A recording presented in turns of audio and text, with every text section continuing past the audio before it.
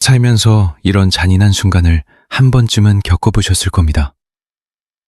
누군가를 만나는 찰나, 마치 전기가 통한 듯 강렬한 이끌림에 사로잡히는 경험 말이죠. 대화는 물 흐르듯 이어지고, 아, 이 사람이 바로 내 운명의 짝이구나 라는 확신이 들기 시작합니다. 길고 외로웠던 밤한 끝에 영혼이 비로소 안식처를 찾은 듯한 평온함이 찾아옵니다. 하지만 이내 가혹한 현실이 앞을 가로막습니다. 상대에게 이미 가정이 있거나 혹은 물리적으로 결코 닿을 수 없는 먼 거리에 떨어져 있을 수도 있죠. 관계를 단념할 수밖에 없는 수많은 장애물 앞에서 우리는 결국 좌절합니다. 그러곤 운명이 왜 나에게만 이토록 가혹한지 자책하며 깊은 상실감에 빠지곤 하죠. 그러나 칼 융의 심리학적 관점에서 보면 이 비극에는 우리가 알지 못하는 더 깊은 의미가 숨겨져 있습니다. 융은 인간의 내면이 눈에 보이는 선형적인 시간대로만 움직이지 않는다고 보았습니다. 우리의 영혼은 온전한 자아를 찾아가기 위해 자신만의 독특한 여정을 걷는 존재니까요. 그래서 어떤 인연은 곁에 머물기 위해서가 아니라 잠든 의식을 깨우기 위해 찾아옵니다. 이런 시각에서 보면 이별의 아픔은 단순한 상실이 아닙니다. 그것은 당신이 진정 누구인지 깨닫게 하려는 영혼의 신호일지도 모릅니다. 그렇다면 지금 당신이 붙잡고 있는 것이 미련인지 아니면 운명의 변곡점인지 어떻게 구별할 수 있을까요? 오늘 영상에서는 융의 핵심 이론을 바탕으로 왜 그토록 간절했던 사랑이 하필 잘못된 시기에 찾아왔는지 5가지 심리적 징후를 통해 살펴봅니다. 사실 그 순간이야말로 당신의 영혼이 깨어나기에 가장 완벽한 때였을지도 모릅니다. 헤어진 후에도 도저히 과거의 기억으로 묻어둘 수 없는 누군가가 있다면 지금부터 들려드릴 이야기는 바로 당신의 마음속 깊은 곳을 향한 메시지가 될 것입니다. 제1장 어긋난 타이밍에 숨겨진 진실. 완벽해 보이는 인연이 현실에서 이루어지지 않을 때 왜 그토록 깊은 고통이 따르는지 이해하려면 우리는 연애 감정 너머에 있는 근원적인 질문으로 돌아가야 합니다. 인간은 시간을 어떻게 인식하는가? 라는 물음말이죠. 사랑의 고통은 대개 사람을 잃은 슬픔보다 모든 것이 엇박자로 흘러갔다는 자괴감에서 비롯됩니다. 삶이 마땅히 흘러가야 할 방향보다 한 박자 늦게 움직였다는 상실감이죠.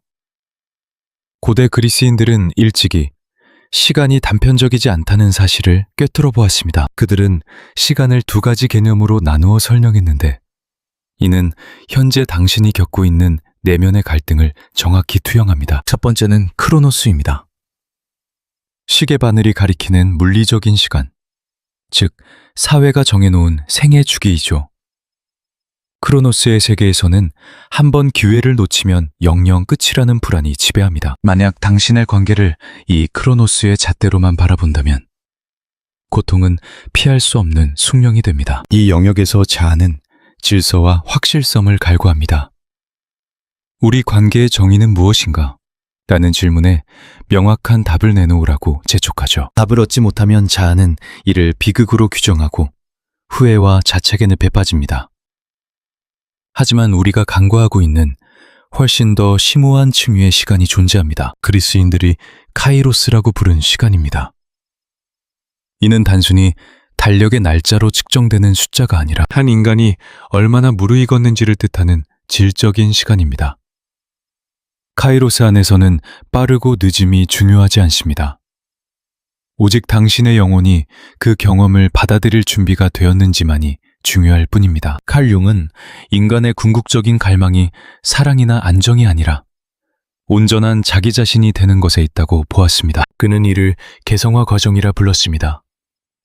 이 관점에서 보면 잘못된 타이밍이라는 개념은 그 절대적인 힘을 잃게 됩니다. 상실을 겪기 전 혹은 자신의 상처를 마주하기도 전에 그 사람을 만났다면 당신은 그 인연의 깊이를 결코 알아보지 못했을 것입니다. 반대로 서로의 치유되지 않은 결핍을 아는 채 억지로 관계를 이어가려 했다면 어땠을까요? 운명이라 믿었던 그는 믿었던 핥히는 날카로운 칼날이 되었을지도 모릅니다. 여기서 융은 새로운 가능성을 제시합니다. 어떤 만남은 운명의 장난이 아니라 치밀하게 계획된 등장이라는 사실입니다. 우주가 누군가를 당신의 삶에 보낸 이유는 소유하기 위함이 아니라 당신 내면의 어떤 부분이 성장해야 하는지 보여주기 위해서입니다. 그러므로 이별은 형벌이 아니라 당신이 더 단단하고 깊은 사람이 되기 위해 필요한 일시 정지 버튼인 셈이죠. 이제 당신의 고통은 상실이 아닌 내면의 진화 과정으로 변모합니다. 영혼이 잠시 멈춰서서 스스로를 들여다보고 그 인연을 만나기 전과는 완전히 다른 존재로 거듭나라고 속삭이는 것입니다. 이제 중요한 건 재회 여부가 아닙니다. 이 폭풍 같은 경험을 통과한 뒤 당신이 어떤 사람이 되어 있느냐입니다. 영혼의 시간이 세상의 속도와 다르다는 걸 깨닫는 순간 질문은 왜 이런 일이 일어났나에서 이 사건이 나에게 무엇을 가르치려 하는가로 바뀝니다. 바로 그때부터 심리적 징후들이 예언이 아닌 섬세한 단서가 되어 나타나기 시작합니다. 제2장 진정한 운명을 만나기 전 나타나는 5가지 징후. 첫 번째 징후. 살면서 한 번도 마주하지 못했던 자신의 이면을 깨닫게 됩니다.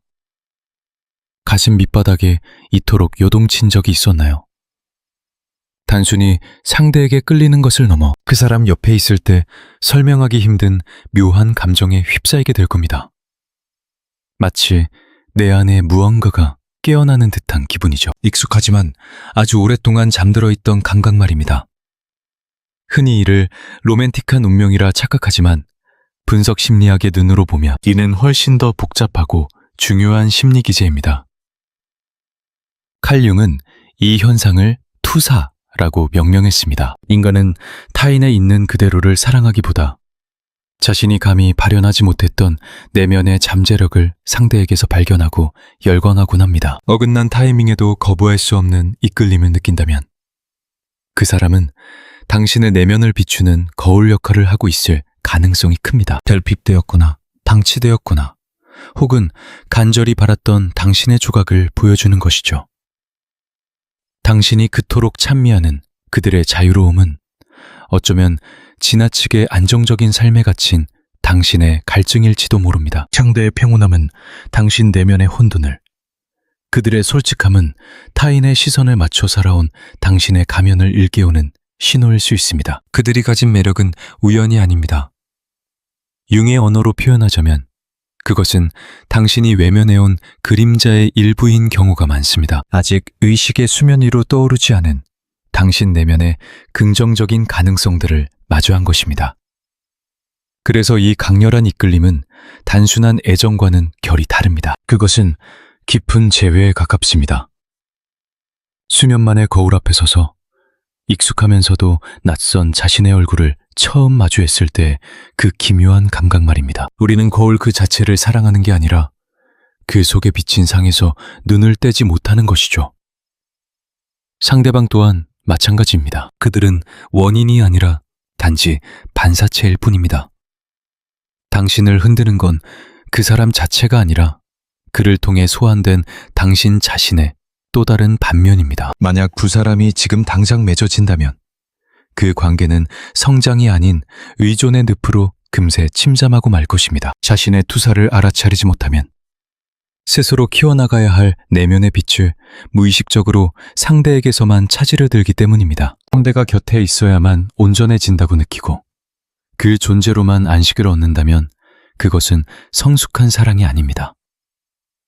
심리적인 채무관계일 뿐이죠. 누군가 나를 완성해줘야 한다는 짐을 지운 채로는 어떤 관계도 버틸 수 없습니다. 흔히 그 사람과 있을 때 가장 나다워진다고들 하지만 말입니다. 융이라면 뼈아픈 질문을 던졌을 겁니다. 당신 자신인가요? 아니면 그를 빌려 당신의 가능성을 잠시 맛보고 있는 건가요? 이는 엄연히 다른 차원의 문제입니다. 상대가 있을 때만 생동감이 느껴진다면 그 생명력은 아직 당신의 것이 아닙니다. 어긋난 타이밍은 운명의 장난이 아니라 당신을 위한 필연적인 유해입니다. 이별과 거리둠은 타인을 통해 온전함을 갈구하던 시선을 거두어 오직 자신에게 집중하게 만드는 강제적인 장치입니다. 상대를 그리워하는 마음 밑바닥엔 그와 함께일 때 꿈꿨던 나의 가능성에 대한 갈망이 숨어 있습니다. 이것이 성찰의 핵심 단서입니다. 심리적 성숙의 과제는 투사된 그림자에 매달리는 게 아니라 그 빛을 내면으로 회수하여 스스로의 삶 속에서 직접 구현해내는 일입니다. 그때야 비로소 사랑은 서로의 빈틈을 메우려는 두 파편의 만남이 아닌 온전한 두 인격체의 눈부신 조우가 됩니다. 도저히 이루어질 수 없는 깊은 인연으로 고통받고 있다면 솔직히 물어보십시오.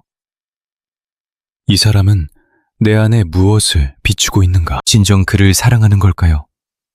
아니면 그를 통해 비친 더 나은 나를 사랑하는 걸까요? 여러분의 성찰을 댓글로 나누어 주세요. 그 답은 불편할지 모르나 진정한 성장의 관문이 됩니다. 각성은 단순히 잊혔던 잠재력을 깨닫는 데서 멈추지 않습니다. 내면의 일부분이 깨어나는 순간 감당해야 할 후폭풍이 밀려옵니다. 더 이상 예전의 삶이 몸에 맞지 않는 옷처럼 느껴지는 것이죠. 여기서 두 번째 징조가 나타납니다. 이순이 두 번째.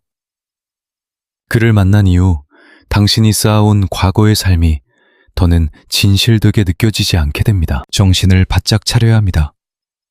모든 인연이 평온을 가져다 주진 않습니다. 어떤 인연은 파괴를 목적으로 다가오며 이는 생존을 위해 병균을 태우는 열병과도 같습니다. 진실한 사랑이 부적절한 시기에 찾아오면 대개 격렬한 심리적 격변을 동반합니다. 이것은 우연이 아닙니다. 이 인연이 무의식 깊숙한 곳에 닿아 낡은 자아의 구조가 새로운 당신을 더는 담아낼 수 없다는 신호입니다. 많은 이들이 고백합니다. 그 사람을 알기 전엔 삶이 화려하진 않았어도 최소한 평온한 안식처 같았다고 말이죠. 하지만 만남 이후 모든 것이 흔들립니다. 견고했던 직장 생활은 갑자기 공허한 소음처럼 들리기 시작합니다. 만족스러웠던 관계들은 껍데기만 남고 당신의 과거 선택과 신념들조차 낯선 타임의 것처럼 어색해집니다. 가장 두려운 건 그를 잃는 게 아니라 예전의 나로 결코 돌아갈 수 없음을 깨닫는 것입니다. 이미 열린 문은 다시 닫히지 않습니다. 칼 융의 관점에서 이는 붕괴가 아닙니다. 깊은 심연에서 시작된 거대한 심리적 변혁의 서막일 뿐입니다. 일상을 지탱하던 자아, 즉 에고는 우리 존재의 정점이 아닙니다. 에고가 너무 오랜 시간 안주하고 있으면 삶은 경직되기 마련입니다. 사회적 역할과 체면이라는 단단한 성벽을 쌓고 안주하려 하지만 영혼은 그런 편의를 봐주지 않습니다. 변화의 때가 이르면 영혼은 그 견고한 구조를 뒤흔들 강력한 사건을 보냅니다. 대개는 어떤 한 사람의 모습으로 나타나죠. 그가 잘못을 저지를 필요도 없습니다. 그저 곁에 있는 것만으로, 그 생동감만으로 당신이 숨겨온 진실을 낱낱이 드러내기에 충분합니다. 당신이 가짜 삶을 살고 있었다는 사실 말입니다. 어두운 방에 불을 켜면 아름다운 가구뿐만 아니라 구석의 먼지까지 보이는 법이니까요. 이런 사랑은 희망만을 약속하지 않습니다. 오히려 오랫동안 타협하며 외면해온 비겁한 현실과 마주하게 만듭니다. 이제 많은 이들이 영혼의 어두운 밤이라 불리는 터널로 진입합니다. 이는 단순한 슬픔이나 실망과는 차원이 다른 시련입니다. 나를 정의하던 모든 기준이 무용지물이 되고 새로운 길은 보이지 않는 극심한 혼돈입니다. 공허와 미망 속에서 길을 잃기도 하죠. 찰나의 감정 때문에 안정된 삶을 망치고 있는 건 아닌지 자책할 수도 있습니다. 하지만 본질은 파괴가 아닌 허물을 벗는 과정입니다. 욤은 고통 없는 의식화는 없다고 말했습니다. 이는 비관론이 아니라 성장을 향한 냉철한 경고입니다. 진정한 깨어남은 안락했던 환상을 포기하는 대가를 요구합니다. 어긋난 타이밍의 사랑은 머물 것인지 떠날 것인지의 선택지조차 쉽게 주지 않습니다. 오직 지금 이 삶이 진정 나의 것인가? 라는 근원적인 질문만을 남깁니다. 그리고 이 질문은 낡은 에고에게 가장 치명적인 위협이 됩니다. 아이러니하게도 고통의 핵심은 부적절한 타이밍에 있습니다. 만약 쉽게 맺어졌다면 이 영혼의 위기는 뒤로 미뤄졌을지도 모릅니다. 상대가 거울이 아닌 도피처가 되어버리기 때문입니다. 융은 무의식이 의도적으로 두 사람을 갈라놓아 개성화라는 과업을 회피하지 못하게 한다고 믿었습니다. 물리적 거리는 형벌이 아니라 영혼의 수련입니다. 그러나 우리는 대개 고통이 크면 그것이 잘못된 길이라고 착각하곤 합니다. 분석 심리학에서 고통은 옳고 그름을 가르는 척도가 아닙니다. 우리를 근본적으로 바꾸는 경험은 결코 과거로 돌아가지 못하게 막아섭니다. 당신을 무너뜨리려는 게 아니라 더 단단한 지반 위에 세우려는 연단입니다. 영혼의 밤은 막다른 길이 아닌 통로입니다. 비록 지금은 그 끝에 비칠 빛이 보이지 않을지라도 말입니다. 익숙한 울타리를 이미 벗어나셨군요. 스쳐 지나간 인연일지라도 그 어긋난 타이밍의 누군가는 당신을 안온한 영역 밖으로 밀어낸 존재입니다. 그들의 소명은 새 삶을 지어주는 게 아니라 껍데기뿐인 예전의 삶을 완전히 허물어뜨려 더는 어중간하게 머물 수 없게 만드는 것이었죠. 세 번째 징조입니다. 이성으로 설명 안 되는 강렬한 이끌림이죠. 의지로 선택하는 호감이 아닌 저절로 마음이 쏟아지는 그런 감정입니다. 장단점을 따지거나 적합성을 분석할 틈도 없어요. 그저 눈빛과 목소리, 평범한 존재감조차 당신의 평온을 단숨에 흔들어 놓는 이유를 깨닫기도 전이니까요. 이성적인 논리는 나중에야 따라옵니다. 그저 사랑한다는 감각이 모든 판단보다 앞서 도착할 뿐이죠. 기존의 사랑 문법을 파괴하는 그 압도적인 힘은 당혹감과 두려움을 줍니다. 왜 하필 이 사람일까? 라는 질문이 머릿속을 맴돌게 되죠. 그들이 완벽하거나 조건에 부합해서가 아닙니다. 하지만 마주하는 찰나, 당신 내면의 무언가가 활짝 열리고 맙니다. 희면의 문이 열리며 아주 오래전부터 알고 지낸 듯한 기묘한 친숙함이 밀려듭니다. 현생 이전의 기억이 깨어난 것처럼요. 멜룡은 이를 단순한 우연이나 호르몬 작용으로 보지 않았습니다. 인간 무의식 속에 잠재된 이성적 이미지의 발현이라 믿었죠. 남성 내면에서 감정과 직관, 관계의 능력을 담당하는 여성적 원형. 그것이 바로 아니마입니다. 반대로 여성 안에는 의지와 방향성, 내면의 질서를 이끄는 남성적 원형인 아니무스가 존재합니다. 평소엔 무의식 깊은 곳에서 숨죽여 지내며 우리가 세상을 바라보고 사랑을 선택하는 방식에 은밀히 관여할 뿐이죠. 하지만 아주 드물게 그 내면의 원형을 완벽히 투영한 실존 인물을 마주할 때가 있습니다. 바로 그 순간 단순한 호감을 넘어 집착에 가까운 총체적 갈망이 폭발합니다. 상대의 겉모습만이 아니라 그 존재 자체에 함몰되죠. 내면의 본질적인 마디를 건드린다는 전율 때문입니다. 융은 두 인격의 만남을 두 화학물질의 결합에 비유했죠. 반응이 일어난다면 양쪽 모두 변하게 된다고요. 융 심리학에서 중요하게 다루는 지점은 바로 이 변화입니다. 아니마적 결합의 목적은 의존이 아닌 내면의 통합, 즉 내적 혼인이라는 성장의 시작에 있습니다. 점호는 결핍을 채울 조각이 아닌 분리된 자아를 합칠 기회를 찾는 겁니다. 상대는 해답이 아니라 그저 촉매제일 뿐이죠. 그렇기에 이런 운명적 만남은 역설적이게도 늘 불가능한 상황에서 찾아오곤 합니다. 어긋난 시기나 사회적 제약 속에서 말이죠.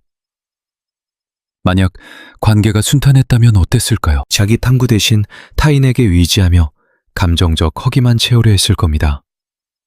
스스로 일어서는 힘을 기르는 대신 말이죠. 거리감과 장벽은 당신을 내면으로 침잠하게 만드는 장치입니다. 그곳에서 당신의 아니무스가 통합되게 기다리고 있죠. 예를 들어 볼까요? 평생 간인하고 독립적으로만 살아온 여성이 있다고 칩시다. 홀로 모든 걸 감내하던 그녀가 섬세하고 감성적인 남성에게 매료된다면 그건 단순히 그를 사랑하는 게 아닙니다. 오랫동안 억눌러온 자신의 유약함과 마주하는 과정이죠. 반대로 이성적이고 통제적인 남성의 경우는 어떨까요? 주도권을 쥐고 살던 그가 자유분방한 여성에게 끌린다면 그건 틀에 박힌 삶에서 벗어나고픈 무의식의 몸부림입니다. 갈망의 대상은 그녀가 아니라 스스로 버렸던 생명력입니다. 만약 이들이 당장 결합한다면 어떻게 될까요? 서로를 치유자로 여기며 금세 위험한 의존관계에 빠져들고 말 겁니다. 융은 이를 경계했습니다. 내면의 원형은 타인에게 주권을 넘기라고 존재하는 게 아니니까요. 내 안의 힘을 되찾으라는 신호입니다. 누군가 나를 완성해 주길 기다리는 한 영혼은 의도적인 거리를 유지합니다. 진정한 운명은 결합이 아니라 만남 이후 당신이 어떻게 변했느냐에 달려 있습니다. 타인의 인정 없이도 홀로 설 수 있게 됐나요? 감정의 소리에 귀 기울이며 스스로 온전함을 느끼시나요? 이성과 감정의 균형을 찾았다면 그 만남은 이미 충분히 제 역할을 다한 셈입니다. 내면의 통합이 시작되면 집착은 옅어지고 고요함이 찾아옵니다. 결과와 상관없이 경이로운 변화가 일어나는 거죠. 사랑은 계속되겠지만 결핍의 형태는 아닙니다. 더 깊고 자유로워지죠. 이것이 바로 융이 말한 역설입니다. 상대를 갈구하지 않을 때 비로소 건강한 관계의 문이 열립니다. 운명이 허락한다면 다시 곁에 머물겠지요. 설령 멀어진데도 잃은 건 없습니다. 잃어버린 자아를 되찾았으니까요. 어긋난 타이밍의 인연이 운명인 이유가 여기 있습니다. 융의 관점에서 운명이란 두 사람의 결합이 아닙니다. 진정한 나로 거듭나는 여정으로 당신을 한 걸음 인도하는 것이죠. 잠시 솔직해져 보세요. 이해할 수 없는 강렬한 이끌림에 밤잠 설친 적이 있나요? 조건 때문이 아니라 그저 그 사람의 존재 자체가 영혼의 오래된 기억을 자극해 내면을 흔들어 놓았던 그 순간 말입니다. 그것은 혼란이 아니라 당신의 자아가 성장하고 있다는 신호였음을 이제는 깨달으셨기를 바랍니다. 이 이야기가 마음에 닿았다면 당신의 경험이 가치 있었음을 스스로 긍정하며 좋아요를 눌러주세요. 준비가 되었다면 짧은 댓글로 그 여정을 공유해주세요. 당신은 결코 혼자가 아니니까요. 이 모든 연결이 무의식의 작용임을 깨닫는 순간 당신은 비로소 진정한 자아를 향한 걸음을 떼게 될 것입니다. 애써 집착을 내려놓으려 하는 순간 오히려 기묘한 현상들이 우리 삶의 수면 위로 떠오르기 시작합니다. 네 번째 징후입니다. 잊으려 발버둥 칠수록 그 사람과 관련된 우연들이 더욱 빈번하게 출몰하곤 하죠. 보통의 인연이 끝을 맺으면 우리는 본능적으로 상대의 흔적을 지우려 듭니다. 다시는 열리지 않을 문을 닫고 자신의 일상으로 복귀해야 한다고 스스로를 다독이며 쌓여있던 메시지들을 하나둘 정리해 나갑니다. 상대의 이름을 입 밖으로 내지 않고 삶의 템포를 새로이 맞추려 애쓰는 바로 그때 외부 세계는 마치 기다렸다는 듯 기이하게 반응하기 시작합니다. 둘만의 추억이 깃든 노래가 예기치 못한 곳에서 흘러나오고 전혀 상관없는 맥락 속에서 그 사람의 이름과 거듭 마주하게 됩니다. 특정 숫자나 꿈 혹은 방금 곁을 스쳐 지나간 듯한 희미한 기척처럼 말입니다. 마치 누군가 나의 내면을 잠시 통과한 것 같은 느낌이죠. 이런 일들은 명확한 신호라고 단정짓기엔 모호하지만 단순히 우연이라 치부하며 넘기기엔 너무나 강렬합니다. 우리를 담혹스럽게 만드는 건 우리가 그것을 애타게 찾고 있을 때가 아니라 오히려 구하기를 완전히 멈췄을 때 나타난다는 점입니다. 칼륨은 이러한 현상을 공시성이라는 개념으로 설명했습니다. 그는 공시성을 외적 사건과 내적 심리 상태가 논리적인 인과관계 없이도 서로 평행하게 발생하며 개인에게 깊은 의미를 전달하는 현상이라 보았습니다. 다시 말해, 나의 내면에서 일어나는 변화를 외부 세계가 마치 거울처럼 그대로 투영하여 보여주는 찰나의 순간인 셈입니다. 여기서 반드시 기억해야 할 점은 이러한 공시성이 과거의 관계로 당신을 다시 불러들이기 위해 존재하는 것이 아니라는 사실입니다. 그것은 재회를 약속하는 보증수표가 아닙니다. 반대로 공시성은 자아가 상황을 통제하려는 욕구를 내려놓기 시작할 때 가장 선명하게 그 모습을 드러냅니다. 익숙한 서사 속에 삶을 억지로 끼워 맞추려 하지 않을 때 비로소 무의식이 목소리를 내기 시작합니다. 그리고 무의식은 논리가 아닌 상징의 언어로 우리에게 말을 겁니다. 당신과 그 사람 사이의 연결고리를 저 깊은 지하에 흐르는 물줄기라고 상상해 보십시오. 겉으로 보기엔 모든 것이 메말라 보일지 모릅니다. 일상적인 연락도 물리적인 존재감도 사라졌으니까요. 하지만 보이지 않는 심연에서 그 물줄기는 여전히 흐르고 있습니다. 그것은 어떤 행동이나 결과를 강요하지 않습니다. 다만 누군가 내 영혼의 아주 깊은 층위를 건드렸음을 일깨워 줄 뿐입니다. 공시성은 바로 그 지하의 물줄기가 삶의 표면에 만들어내는 잔물 결과 같습니다. 융의 관점에서 이러한 공시적 현상들은 우리 모두의 뿌리인 집단 무의식과 긴밀하게 연결되어 있습니다. 개인의 경험을 넘어선 보편적인 원형과 상징, 그리고 인류 공통의 의미가 살아 숨쉬는 그 깊은 차원 말입니다. 관계가 2단계에 이르면 그것은 단순한 연애 사건을 넘어 한 개인이 온전한 자기 자신이 되어가는 개성화의 여정으로 승화됩니다. 그렇기에 현실적인 관계는 이미 마침표를 찍었을지라도 심리적 과정으로서의 인연은 여전히 우리 안에서 살아 숨쉬며 계속되는 것입니다. 제 친구 린다는 토마스를 만나기 전까지 아주 견고한 습관 하나를 가지고 있었습니다. 누군가 안부를 물으면 그녀는 늘 반사적으로 난 괜찮아 라고 답하곤 했죠. 속으로는 깊은 슬픔에 잠겨 있을 때조차 습관처럼 자신을 숨겼습니다. 하지만 토마스와 함께 있을 때 그녀는 처음으로 그 가면을 벗었습니다. 어느 날 그의 담백한 질문 한마디에 린다는 한참을 침묵하다가 뜨거운 눈물을 쏟아냈습니다. 생애 처음으로 자신의 진실한 민낯을 드러냈던 순간이었죠. 이별 후 린다는 다시 예전의 일상으로 돌아갔고 괜찮은 척하는 방어 기제 역시 되살아났습니다. 그 무렵 그녀는 꿈속에서 자주 토마스를 만났고 그 꿈들을 분석하기 위해 상담실을 찾았습니다. 그녀는 지칠 때마다 꿈속에서 자신의 곁을 지키는 토마스를 보았고 그 과정에서 향언할 수 없는 깊은 안도감을 느꼈다고 고백했습니다. 상담가는 그녀의 무의식이 가리키는 것이 이제는 닿을 수 없는 타인이 아니라 가면을 벗고 온전히 자신의 아픔을 드러낼 수 있었던 린다 자신의 진실한 모습임을 깨닫게 해주었습니다. 자아는 언제나 상황을 구체적이고 현실적으로만 해석하려 듭니다. 그가 나를 그리워할까? 다시 만나라는 신호일까? 하는 식으로 말이죠. 하지만 무의식은 그런 사소한 질문에는 관심이 없습니다.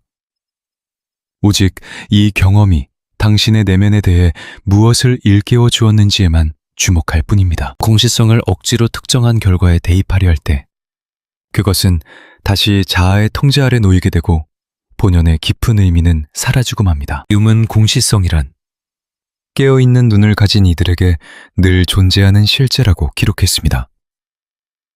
이것은 모든 우연이 운명임을 뜻하는 것이 아닙니다. 다만 우리가 충분히 깨어있다면 이 세상이 단순한 기계적 법칙으로만 돌아가지 않는다는 사실을 깨닫는 순간이 찾아온다는 뜻입니다. 내면의 세계와 외부의 현실이 미묘하게 공명하는 그때 우리는 성급하게 행동하는 대신 그 울림에 가만히 귀를 기울여야 합니다. 엇갈린 타이밍으로 찾아온 사랑의 맥락에서 공시성은 두 세계를 잇는 가느다란 십이 되어줍니다. 모든 것이 종결된 크로노스의 시간과 의미로서 여전히 지속되는 카이로스의 시간을 연결하는 매개체 말입니다. 공시성은 우리가 함께할 수 없다는 현실을 부정하지 않습니다. 그렇다고 해서 그 소중한 경험을 한낱 착각이나 실수로 치부해버리지도 않습니다. 대신 더 본질적인 질문을 우리에게 던집니다. 이 인연이 무의식의 층위에서 여전히 말을 걸어온다면 당신은 스스로의 무엇을 변화시켜야 하는가? 그것은 사랑을 대하는 태도일 수도 있고 자신의 직관을 신뢰하는 법이나 미완의 만남이 주는 가치를 깨닫는 과정일 수도 있습니다. 어쩌면 낡은 자아를 벗어던지고 새로운 나로 거듭나라는 개성화의 신호일지도 모릅니다. 공시성을 외부의 약속이 아닌 내면의 메시지로 받아들이기 시작할 때 운명이란 두 사람이 끝까지 함께 걷는 데 있는 것이 아님을 알게 됩니다. 오히려 서로가 서로의 영혼을 어떻게 건드렸고 무엇을 깨우게 했는지가 진정한 운명의 본질입니다. 그 깨달음의 지점에서 공시성은 자신의 역할을 다하게 됩니다. 그것은 강요하거나 약속하지 않은 채 그저 묵묵히 그 자리에 서 있는 거울과 같습니다. 지난 만남이 결코 잘못된 타이밍이 아니었음에 곁에 머물지 않아도 영원히 의미로 남는 것들이 있음을 비춰주기 위해서 말입니다. 기묘한 우연들이 더 이상 두렵거나 헛된 희망을 주지 않고 그저 현상으로 존재할 때 우리의 내면에서는 깊은 변화가 일어납니다. 사랑은 비로소 내가 그를 가졌는가? 라는 질문을 멈추고 나는 지금 어떤 사랑을 하고 있는가를 묻기 시작합니다. 5번째 징후입니다. 이제는 상대를 곁에 두려 애쓰지 않고도 온전히 사랑하게 된 상태죠. 여기까지 함께 해주셔서 감사합니다.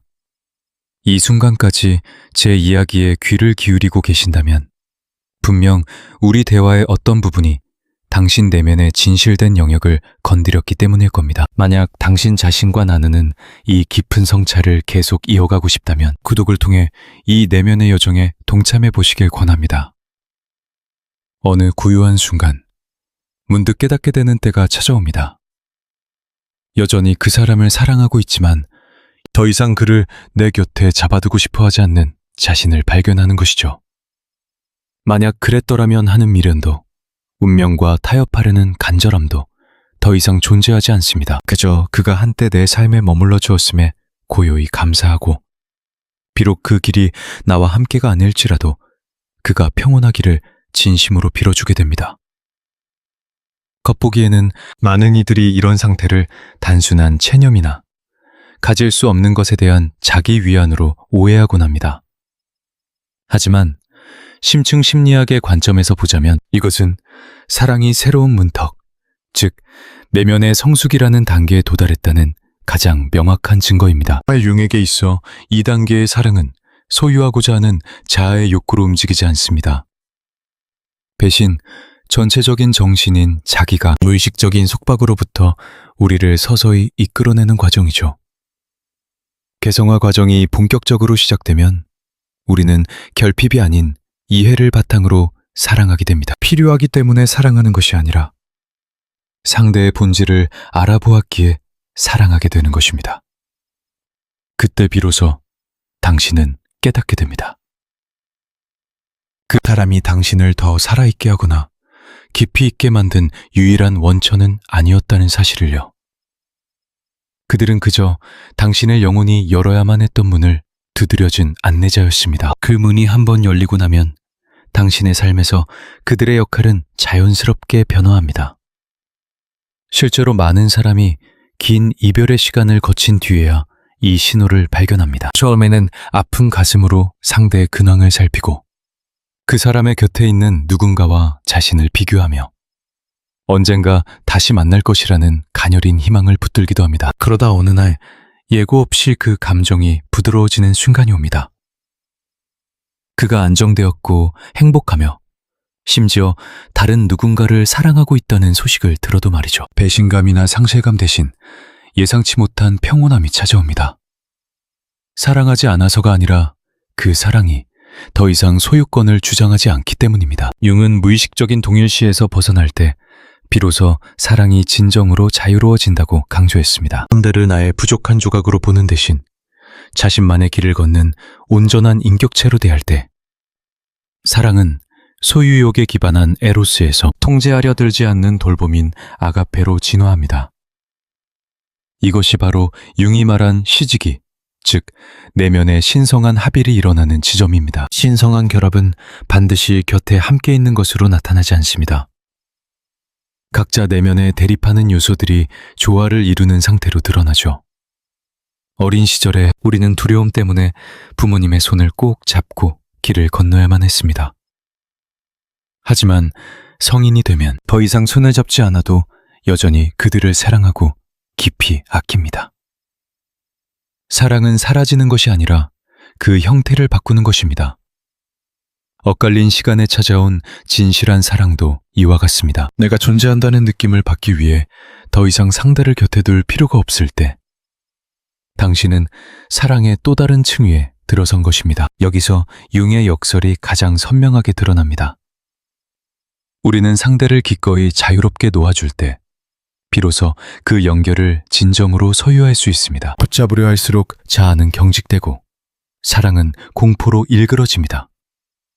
하지만 통제의 욕구를 내려놓는 순간 억눌렸던 심리적 에너지가 해방되며 비로소 변화가 시작됩니다. 많은 이들이 특정 결과를 기대하기를 멈춘 뒤에야 내면의 평화를 얻는 것은 결코 우연이 아닙니다. 그 평화는 이야기의 끝이 아니라 당신이 이 관계의 핵심 과제를 완수했다는 신호와도 같습니다. 유문 썼습니다. 사랑이 지배하는 곳에 권력욕은 없다. 권력욕이 앞서는 곳에 사랑은 부족하다. 소유하려는 의지가 물러날 때 비로소 사랑은 본연의 모습으로 존재할 공간을 얻습니다. 상대를 곁에 두려 하지 않고 정의하려 하지 않으며 시간이 내 편이 되어달라고 강요하지 않는 그 순간 당신은 자아의 굴레에서 벗어나 자기에게 한 걸음 더 다가갑니다. 이 5번째 신호는 당신을 흥분시키기보다 단단하게 만듭니다. 당신은 이제 우리가 다시 만날 수 있을까? 라고 묻지 않습니다. 대신 이 만남을 통해 나는 어떤 사람이 되었나? 를 묻기 시작합니다. 그리고 그 지점이 바로 운명이 실제한다면 그것이 외부의 결과가 아닌 내면의 상태가 되는 순간입니다. 자신을 잃지 않고 사랑하는 법을 배운 이의 상태 말이죠. 만약 그 사랑이 돌아온다면 그것은 결핍이 아닌 충만함 속에서 만나는 완전히 새로운 토대 위일 것입니다. 설령 돌아오지 않는다 해도 그 사랑은 결코 무의미하지 않습니다. 융의 관점에서 보면 관계의 가장 깊은 가치는 지속기간이 아니라 개성화에 얼마나 기여했느냐에 있기 때문입니다. 소유하지 않고도 사랑할 수 있게 되었다면 당신은 엇갈린 시간이 가르쳐주려 했던 수업을 마친 셈입니다. 칼융의 통찰처럼 깊은 인연은 우리에게 확신을 주기 위해서가 아니라 우리를 성숙시키기 위해 찾아옵니다. 어떤 이들은 아주 잠시 머물지만 낡은 심리 구조를 뒤흔들고 우리가 결코 이전으로 돌아갈 수 없게 만들 만큼 깊은 흔적을 남깁니다. 때로는 그 고요한 변화 자체가 운명의 진정한 의미이기도 합니다. 깊이 들여다본다면 엇갈린 시간은 슬퍼의 손실이 아니라 경의를 표해야 할 멈춤입니다. 그 멈춤 속에서 사랑은 소멸하지 않습니다. 형체로부터 물러나 깊은 의미로 남을 뿐입니다. 붙잡으려 애쓰는 마음과 이야기의 선명한 결말을 강요하는 일을 멈출 때 당신은 비로소 내면의 삶이 내뱉는 느린 숨소리를 듣게 됩니다. 그리고 깨달을지도 모릅니다. 정말 중요한 것은 누가 곁에 남았느냐가 아니라 당신이 당신 자신과 함께하는 법을 배웠다는 사실을 말이죠.